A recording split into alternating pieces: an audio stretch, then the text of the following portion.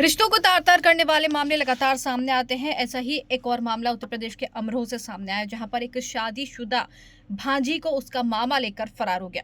सुनने में थोड़ा अजीब लगेगा, लेकिन ये सच है कि उत्तर प्रदेश के अमरोह में रहने वाली कंचन की शादी कुछ ही समय पहले योगेश के साथ हुई थी।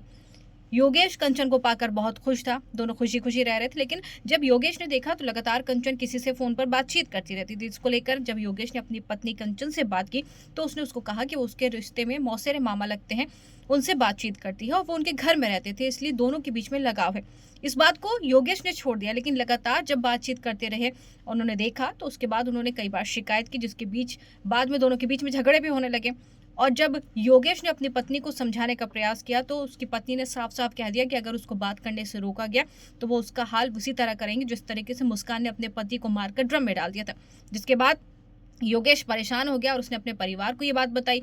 योगेश का परिवार पुलिस की शरण में पहुंचा और जब उनकी पत्नी को बुलाकर समझाया गया, तो उन्होंने ये कहा कि वो उसके मौसेरे मामा लगते हैं। जिसके बाद से मामला ठंडा हो गया, लेकिन उसके बाद भी लगातार दोनों फोन पर बातचीत करते रहे।